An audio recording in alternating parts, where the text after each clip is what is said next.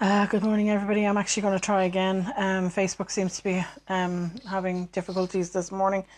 Anyway, so as I was saying, I'm going to talk about this week. I'm going to talk about sociopaths, and it's all in this week's blog, and you can check it out at www.deborahbyrnepsychologyservices.com.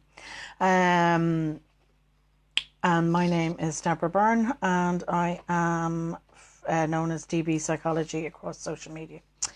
Now, excuse me, as I was saying in the first Facebook Live, sociopaths are known as a part of the Dark Triad. So this will bring to an end the series of blogs on the three different types of personality.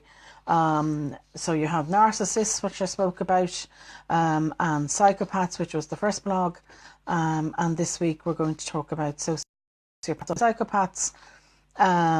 As I said, among professionals, the term sociopath and psychopath is often used interchangeably to describe somebody. They are classed under antisocial personality disorder, which I think is a bit unfair, but that's a personal opinion, because not everybody who has antisocial personality disorder will be a sociopath or a psychopath. You know, I often think that antisocial behaviour is used a little bit too much, with a lack of understanding as to what it really is, what the term means. So people can get labelled very quickly, and it incorrectly labelled very quickly by the general public, and by media, and I think that's very unfair. So, in saying that, let's talk about sociopaths. So, a psychologist or a psychiatrist would, in fact, if you ever got your hands on one of these guys, would use the Diagnostic Statistical Manual to diagnose them.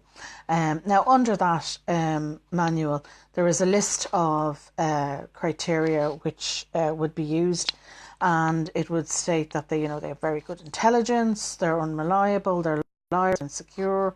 They're insincere, they have no remorse, no shame, they lack judgment, they're incapable of love, they're interpersonal, they've problems with interpersonal skills, they possibly have addictions like alcohol addiction, they will threaten suicide, although that wouldn't be carried out. Their sex life is it's impersonal, almost trivial. They have no follow through on life goals. Now, in saying that, you think that these guys would be really, how could they fool anybody? But they are extremely, extremely charming people. They are great talkers. They are extremely conniving. They are manipulative. They're deceitful. They're dishonest. They will go, if they need to, they will break the law in order to get what they need, and that always centers around their needs. It's always about them. It's never about the other person. They're just not capable of caring about you as a human being. So, in saying all that,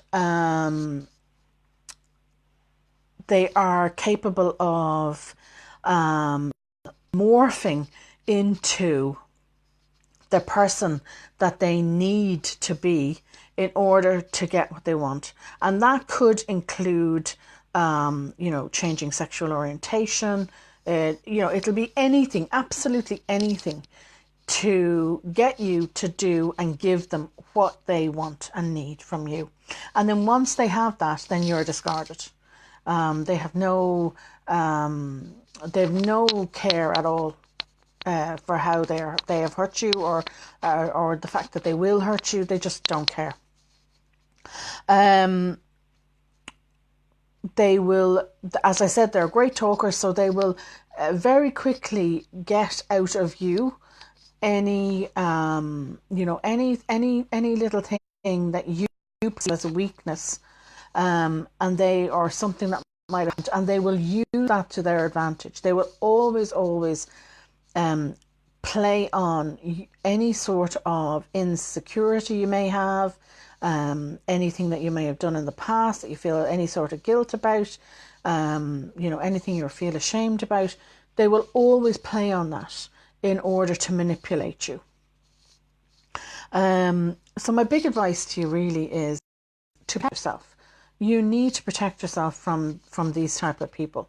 Sociopaths, just like psychopaths and just like narcissists, can be equally as lethal. They are capable of murder, although that would be a very small percentage of them. But an awful lot of cases of people that have dealt with them would have experienced some form of domestic violence from them. Whether you're just dating somebody or not, you can be a victim of domestic violence. So protection is always important. So I've listed out ways that if you are already involved with these people, how you can protect yourself and extradite yourself from that situation, whether it is that you were working with them or whether you're in a relationship with them. My best advice is to get out and stay out. Now, in saying that, because they can be very violent, they will, if you're working with them, they will ruin your career. They will go after you and ruin your career if they can. So you have to think safety first. And a great way of doing that is to actually look at the Women's Aid site in the UK. They have a great safety first plan there, and I reference it out to that in the blog. So have a look at it and do always safety first, because as I said, they are just as lethal as a psychopath. Most people are aware of how lethal a psychopath is. Now, in saying all that as well, building your boundaries, building trust in yourself, and knowing what these people are like, knowing what a narcissist is, knowing what a psychopath is, knowing what a sociopath is, can, in fact, give you a buffer away from these people. It's a way of protecting yourself. When we have knowledge, we're empowered. When our boundaries are good, we're empowered. When we've built trust within ourselves and we're trusting our gut instinct, we are empowered. These type of people are less likely to prey on you because of that, because you're going to be a strong individual, and they don't want you to be a strong individual. They want you to be as weak as possible so they can get out of you what they want and to prey on you. They're parasites. They live off you. They live off everybody, whether it's even just working with them. They will take credit for your work. They will use you and abuse you. Now, in saying all that, there's no 100% guarantee. You will meet people in life that, will wear you down, will be so charming and disarming that you just won't believe that they are, sociopaths or narcissists. And sometimes no matter what you do, you can't, 100% guarantee to protect yourself. But at least if you have some boundaries, your boundaries are good and strong, your basic boundaries are good and strong, then at least you have some form of protection. Now, in saying all that, if you are in a relationship or you are working with somebody you suspect to have any of the 3 types of personality disorders, I've said about, getting away from them as quickly as possible. I do have quite a long list of how you can actually do that under both psychopaths and narcissistic personality disorder. So do check those out, because they're quite long and a good bit of detail there as to how you can step back. Always remember, though, safety first. Please, safety first, your own personal safety. Have a safety plan in place. If you're leaving them, if you've been in a relationship, always dot your T's, dot your I's and cross your T's when you're with these people. And make sure you have your evidence before you make a move to leave them.